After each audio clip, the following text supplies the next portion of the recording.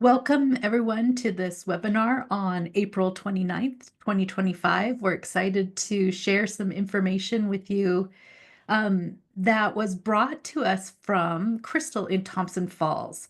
And so I just wanted to acknowledge that she and I spoke about this topic and were able to make a connection with our partners at the Department of Labor and Industry to go right to the source of information about safety inspections. And I'm just using that very broad term.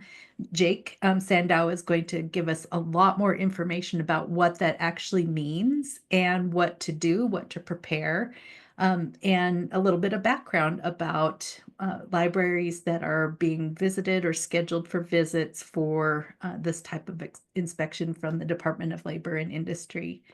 So with that, I'm going to stop sharing my screen and welcome Jake Sandow from the Montana Department of Labor and Industry. All right, thank you. Let's see if I can figure this sharing out. Think I'd be better at it by now. Are we seeing my presentation? You are awesome. Thumbs You up. are All right. golden. All right. Well, we'll go with it.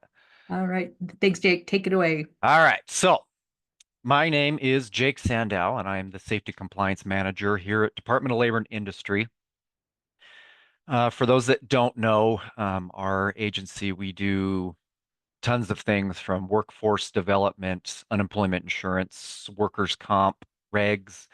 My little piece of Department of Labor is the safety compliance unit.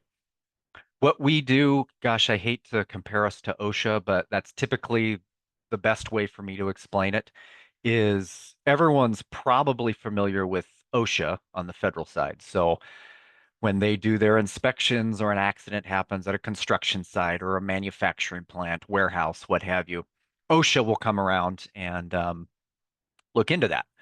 Well, on the public side for Montana, so your cities, counties, state agencies, school districts, because of that, libraries are lumped in there. That would be us, not federal OSHA. So when you get inspections, that's coming from my crew.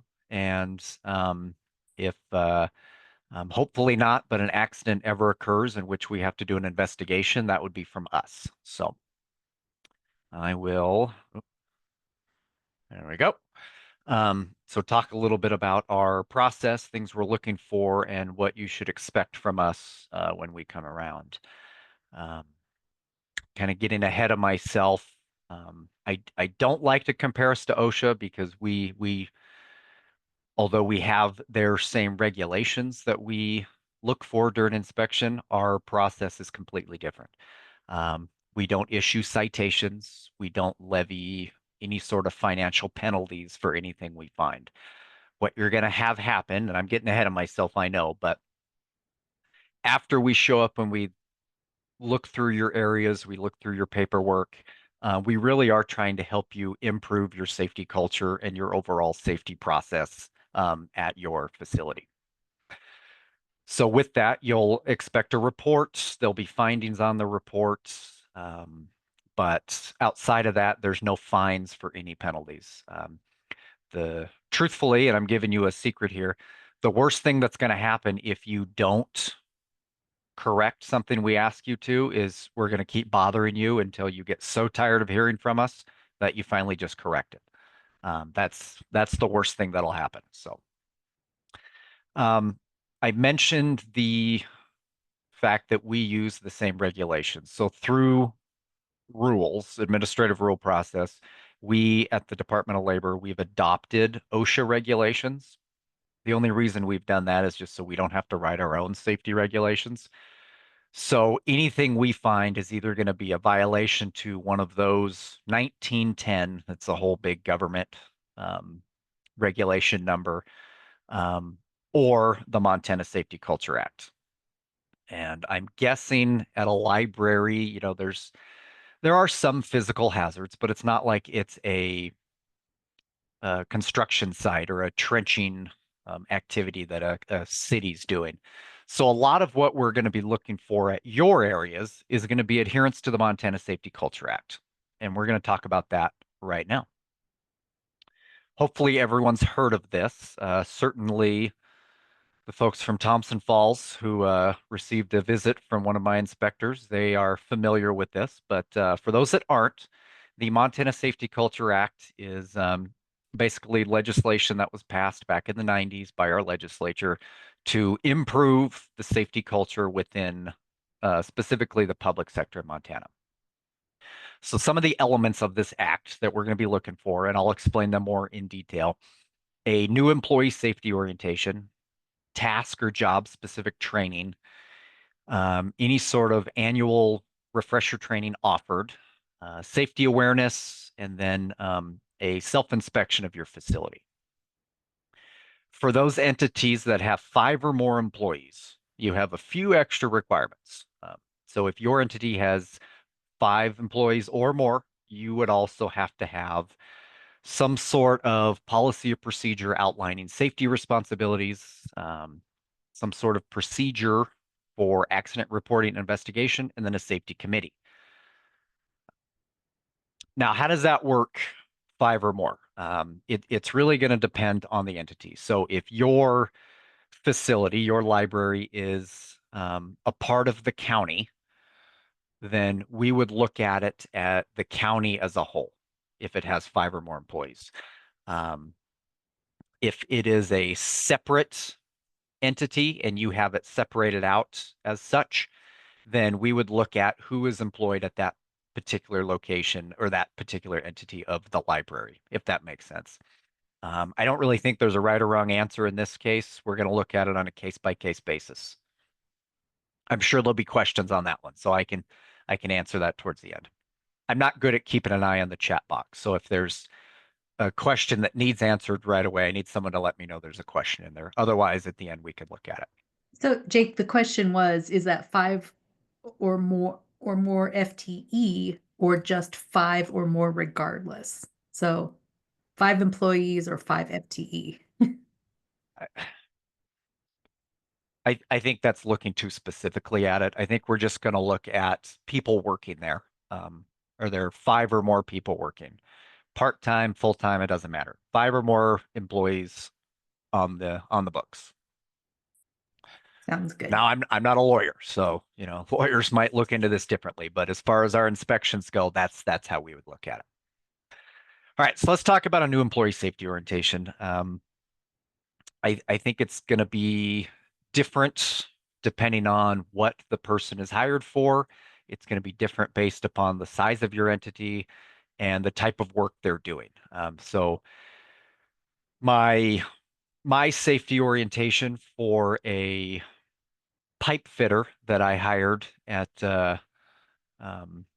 XYZ Construction Company is going to be a lot different than the front office worker that I hire at the building, right?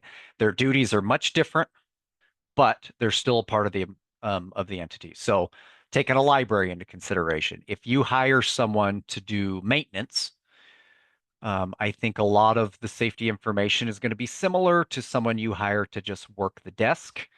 But there's going to be additional tasks that you need to provide training on in there. So what we're looking for is that each employee is provided some sort of new employee safety orientation, or NEO. Some people abbreviate that, before their job begins or right around when they start work. There's going to be verbal and written instruction, various topics. How do they report an accident if it happens? How do they report a hazard if they find it? If there's an emergency in the building, what do they do? What sort of hazards are they exposed to? Is there any sort of PPE or personal protective equipment they have to wear? Gloves, respirator in some areas, and what have you. Any sort of fire safety, and if they're working around HAZCOM, where are the safety data sheets that they can look at these chemicals? These are all just ideas, right? I'm not telling you how to do your safety orientation. These are just ideas to get you started. Typically, what I've seen, if you have a safety manual or a safety policy, having a sign-off sheet for that is about the easiest way to meet a new employee safety orientation. Review the safety manual and then have them sign off saying they've received it, they've read it, and they understand it. And then holding on to that documentation. That's going to be the best way to meet that. And then outside of that, the other element was task or job specific training. This is going to really vary based upon the employee you hire and the duties they're going to be doing. Is there any equipment they're going to be operating? A riding lawnmower, a tractor for snow removal.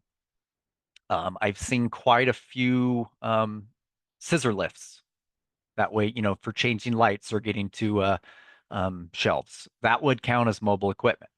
Any sort of specialized tasks, chemical handling, weed spraying.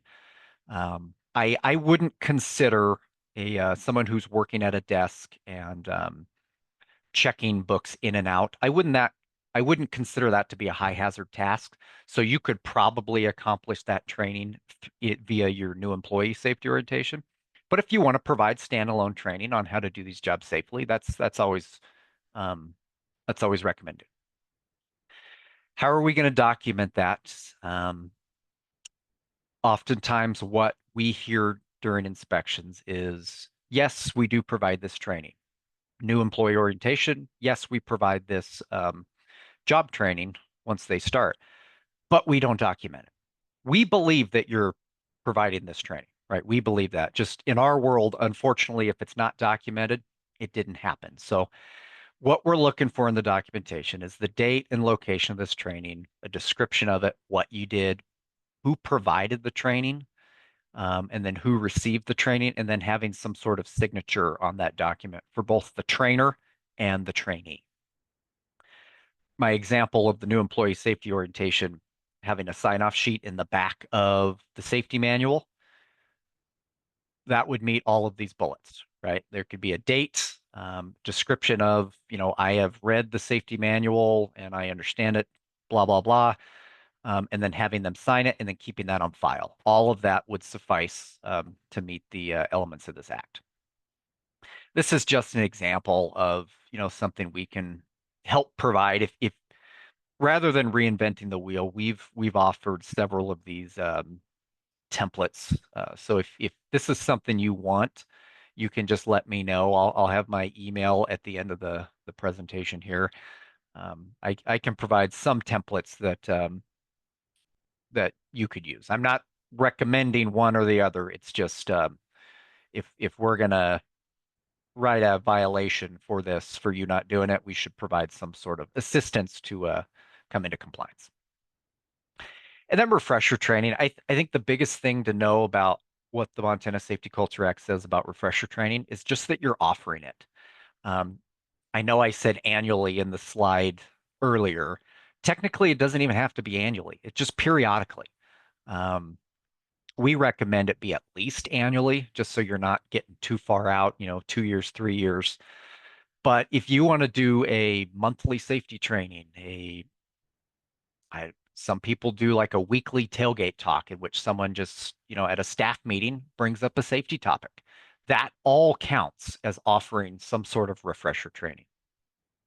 What we're going to look for is the date of completion, again, same as the last slide, the topic, how long did you spend on it, and who are the participants. If it's done at a safety meeting or a staff meeting, a simple sign-in roster with what you talked about would suffice. All right, and then safety awareness. This really is however you want to do it. We're just looking that something is being done.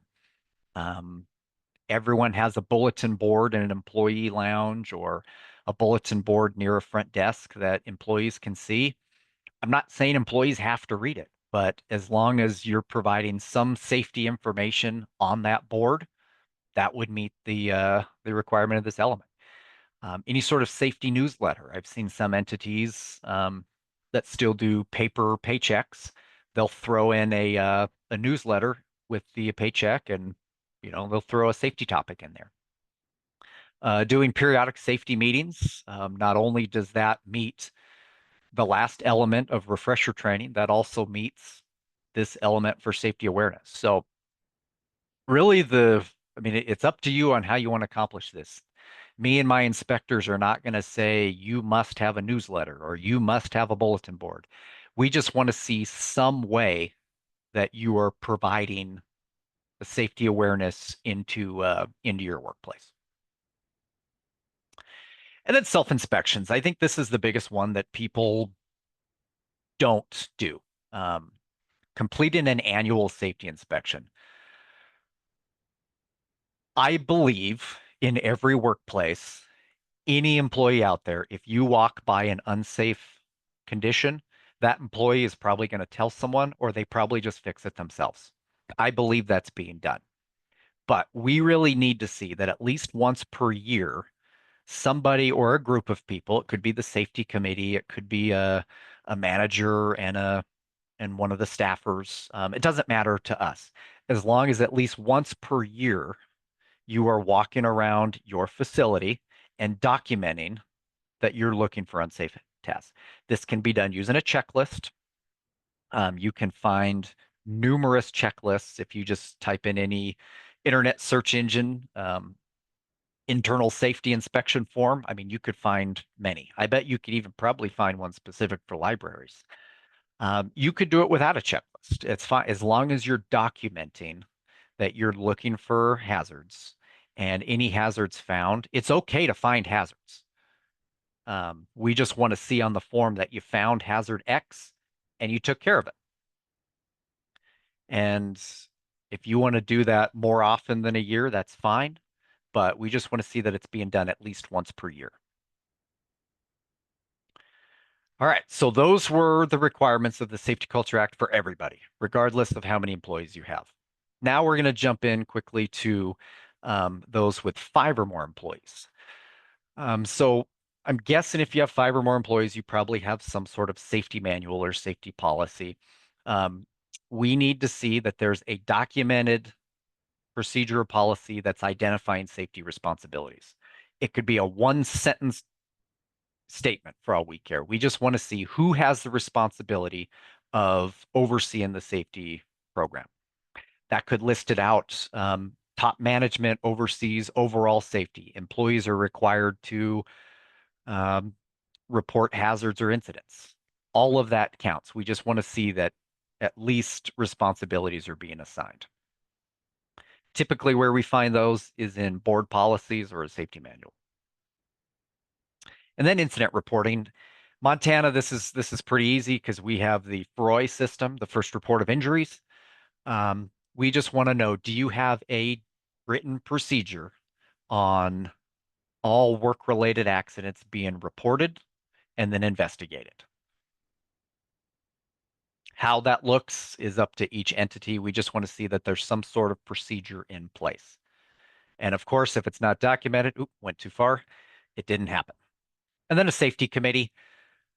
If you're part of the county and you want to jump on with a county safety committee or a city safety committee, that's fine. If you want to have your own library safety committee, that's also fine.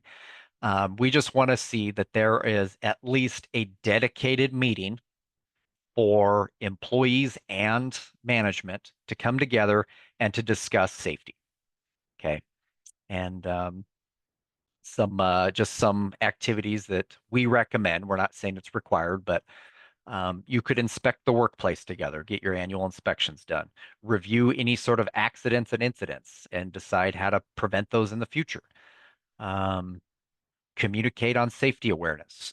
We just need to see some sort of safety committee in place. And if you're participating with the umbrella agencies, safety committee, such as the committee, or excuse me, such as the county or city, we just want to see that at least you're participating in that. And that last bullet that says documentation must be maintained at least 3 years, I underlined that because that's for every aspect of the Safety Culture Act. All of your trainings, all of your safety awareness, the self-inspection, the safety committee meetings, you maintain documentation for at least 3 years. If it's safety training, I recommend maintaining that longer, at least as long as the employee works there. And then backing up to safety committee, I did miss that point. Meeting at least every 4 months. so at least 3 times a year. Most entities just have a quarterly safety committee meeting where they sit down and discuss these topics. All right, so that was the Safety Culture Act. I'm guessing there will be questions on that. I can answer those during this presentation or offline. Again, my contact information will be at the end. One of the things that might be newer to the public sector is injury reporting and recording. So what I'm talking about is anytime there is a fatality or a serious injury, you must report that to Department of Labor and Industry. We have several ways to do that. You can either call me directly, you can call our main DLI number, or we have a 1-800 number that you can call, or you can do it on our website. Any of those works. I don't really care how you notify us. We just need to be notified. So anytime there's a fatality, you must report that to us within 8 hours. Anytime there's an inpatient hospitalization, loss of eye, amputation, you have 24 hours to report those. Motor vehicle accidents don't count as this. You have to record them on your injury logs, but you don't actually have to call us and report that. Now, this is an OSHA standard that we adopted. So the loss of eye kind of throws people like, why is that so specific? I didn't make these regulations. This is an OSHA thing. We just adopted the OSHA standard for reporting. So anybody in the private sector, construction companies, warehouses, private businesses, they have these rules as well. They just report it to federal OSHA. All right. Like I said, you can report several different ways. There's our main office number. That's our 844 number, or you can report it online via this. And I can share this presentation at the end. So anyone that wants it, this is all public information. You can take this presentation. Or if you call me directly, I don't have that bullet point on here. If you call my number and it goes right to my desk, that's also fine. All right, so that was reporting. So now we just have general recording. Hopefully by now everyone is maintaining a OSHA 300 log. Yes, it's confusing because it says OSHA, but we've just adopted their standards and we didn't want to rename it. So the OSHA 300 log is how you record any sort of recordable injury. So any injury that occurs in the workplace that results in medical treatment outside of first aid, you would have to record it on your log, and you maintain that for the calendar year. And then there is the 300A summary that you would post, and we're getting to the end of the posting time, Feb 1 through April 30th. That is basically a summary of so if you had 4 recordable injuries throughout the calendar year, the next year started on February 1st, you would post the summary. That summary does not have a list of all the injuries. It does not have a list of names. You certainly don't want to post that. All it would say, it lists the number of injuries that occurred, how many days were lost time, and so forth. It's just a summary of everything. The idea behind this is by posting it, employees have an opportunity to see how safe or unsafe their workplace is. If each year it's continually 0, 0, 0, great. Or if each year there are 15 injuries with 200 lost time days, you're going to start to question if this is really a safe workplace to be in. So when we come around and do inspections, we will be looking at your logs. We will be looking for the summaries if it's during this time period, and those may be findings on the report, but it's something we would be able to help you with. Oh, sorry about that. I'll speed up because I know I'm probably running short on time here. If you have multiple facilities, I'm guessing you probably don't, given your, this group here, but if any employees are assigned to multiple facilities, you would just choose one to have them attached to. And if they get hurt, the injury goes on that particular log. Same with any seasonal workers. Just choose the place they're at, or seasonal facilities that may be open, a pop-up that's only open during the summer. You would assign them to the nearest long-term location. All right, quickly how we do our inspections, and I'll show you some photos. We're going to show up. We do try to call ahead. It doesn't always work, but we do try to give you a call early in the week to say, hey, this is Jake Sandow with the Department of Labor. I'm going to be out at your location on Wednesday morning to do an inspection. Kind of how the fire marshal does it. I'm sure everyone's had a visit from the fire marshal. They'll at least give you an idea they're coming. If we happen to be in the area and we realize we haven't inspected for a while, every now and then we may just show up unannounced, but we really try to call ahead before we come. We're going to come in, we're going to show you our credentials, which is just this little state ID badge right here. I shouldn't call it a badge. We're not law enforcement. The state ID card, and explain what we're there to look at. We're going to tell you if it's a programmed inspection, so just a random inspection, or if it was because of an employee complaint. We'll provide that verbiage as well. And then we'll ask for to see documentation for the Safety Culture Act. We'll ask to look at your injury logs, and then any questions you may have, that's the time we can answer it for you. Then we do the walkthrough inspection, in which we actually walk through the location. So we'll walk through your facility, your library, any maintenance locations you may have, and we'll point out the hazards as we go. Nothing will be a surprise. So if we see something and we snap a photo, we'll explain exactly what's wrong and how to fix it. And then at the end, we'll do the closing conference, in which we'll tell you everything we found.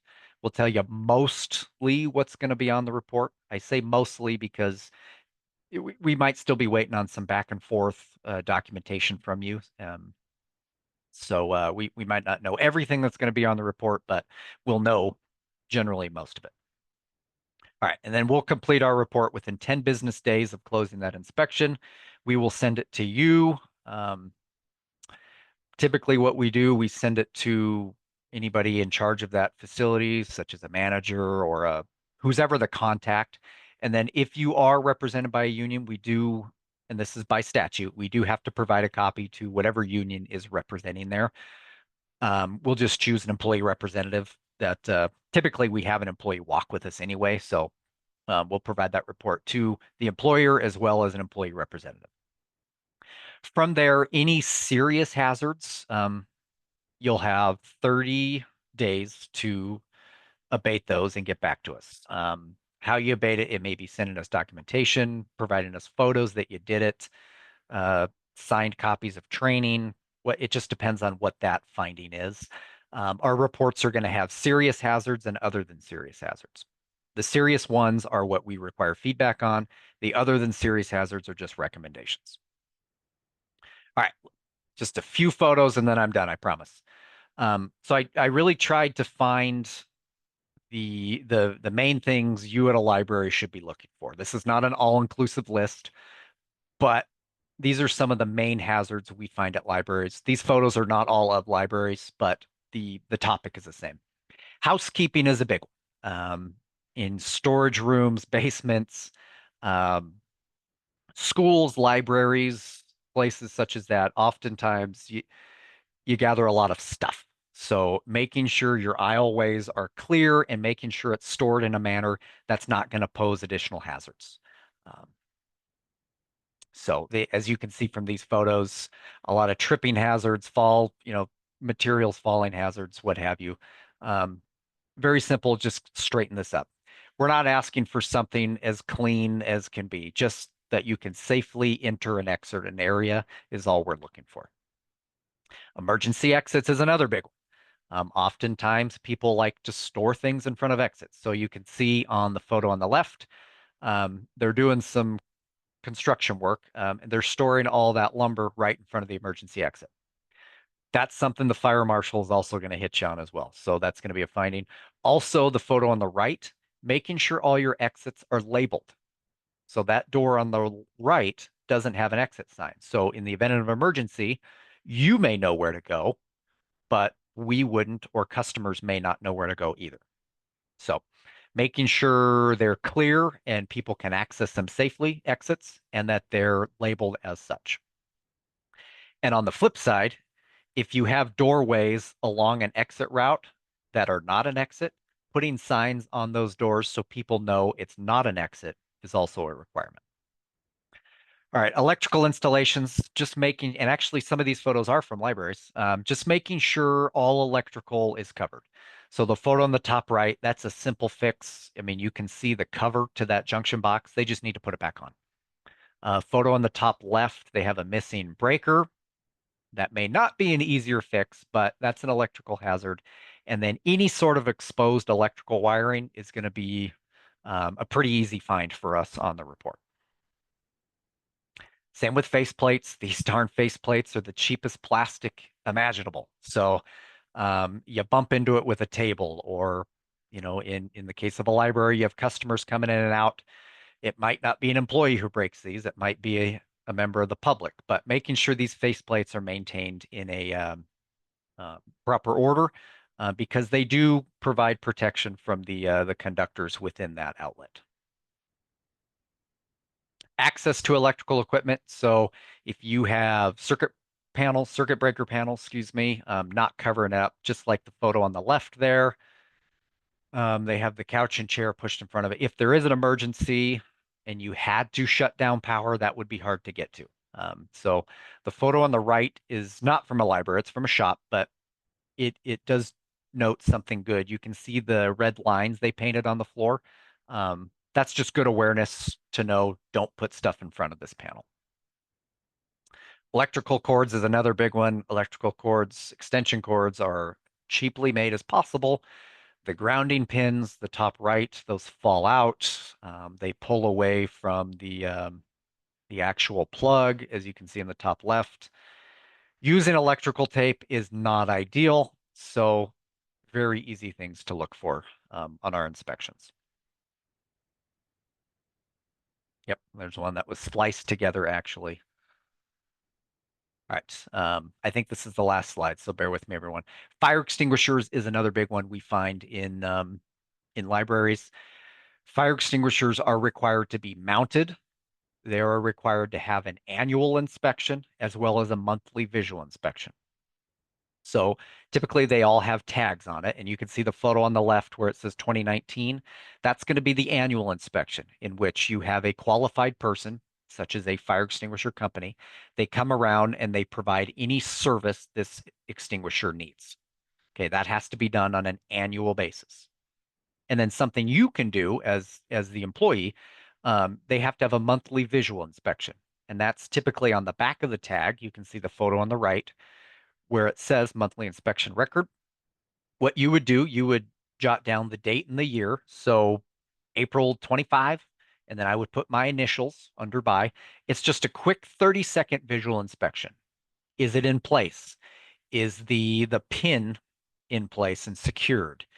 Is the gauge showing in the green, which means it's good to use? Is there anything obstructing the hose?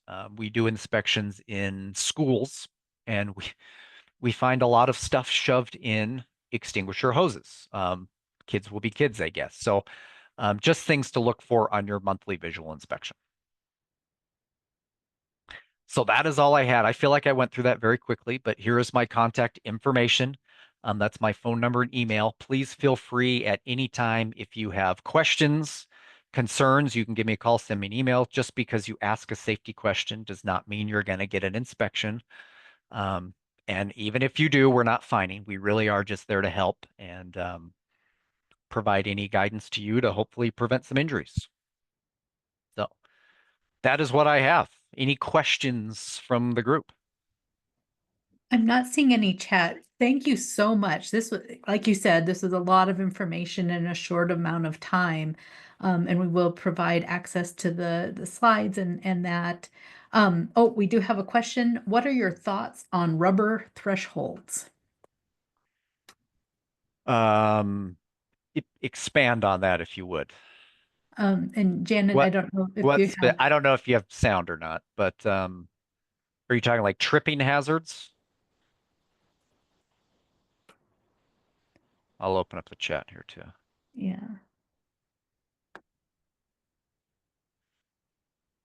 And Janet, I don't know if you can unmute, but that's what I'm assuming. Yeah, Rubber I threshold guess for tripping hazards in a door. pulling with heavy books over them.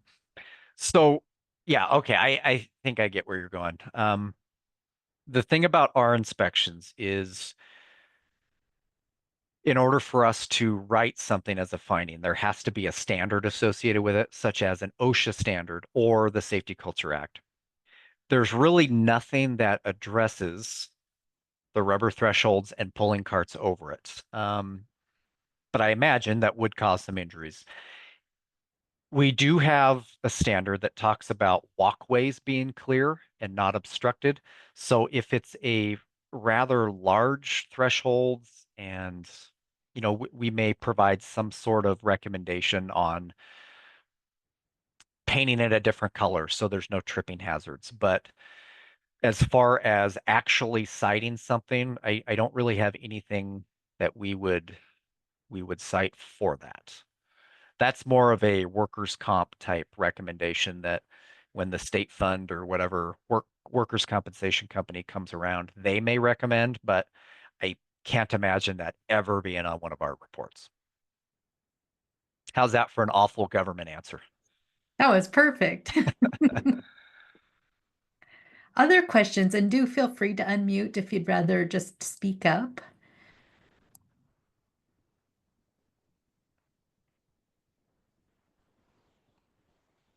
Maybe Well, everyone's eating their peanut butter sandwich at this point. hey, I don't blame you. It's that time. So I'll send you a copy of my report, or not That's report, excuse me. I was answering my own question. The Mhm. presentation, excuse me, and feel free to share it with whomever wants it. That sounds awesome. Thank you so much, Jake, and thanks so much to everybody who joined us today. We appreciate all of the interest, and we hope that you'll track back with us when we have our next webinars that are coming up couple weeks down the road. Check the Aspen calendar for those specifics and look for a continuing education newsletter to come out on Thursday of this week. So thanks again, Jake, so much for your time and your expertise. And I just hope that everybody has a great day. Happy to do it, and thanks for inviting me.